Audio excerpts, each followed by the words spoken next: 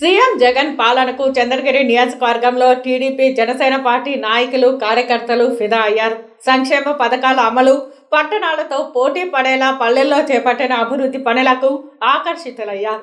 శుక్రవారం ఆర్సీపురం మండలం వెంకటరామాపురం పంచాయతీ మొహంతివారిపల్లిలో ఉన్న టీడీపీకి చెందిన 45 కుటుంబాలు తుడా చైర్మన్ చెవిరెడ్డి మోహిత్ రెడ్డి సమక్షంలో వైఎస్ఆర్సీపీలో చేరారు.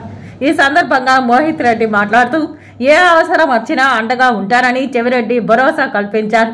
మీ భవిష్యత్తుకు నా భరోసా అంటూ హామీ ఇచ్చారు. పార్టీ సిద్ధాంతాలు, భవిష్యత్ నాయకుడు, ఎమ్మెల్యే అభ్యర్థి చెవిరెడ్డి మోహిత్ రెడ్డి పట్ల తమకు సంపూర్ణ విశ్వాసం ఉందన్నారు.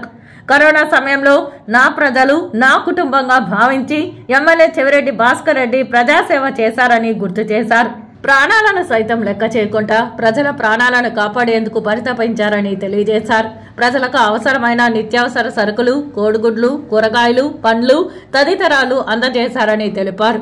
అంతేకాకుండా కరోనాను సమర్థవంతంగా ఎదుర్కొనేలా మెడిసిన్స్ అందజేశారు. ఆనందయ్య మందును స్వయంగా తయారు చేయించి ప్రజల ప్రాణాలకు భరోసా కల్పించారన్నారు.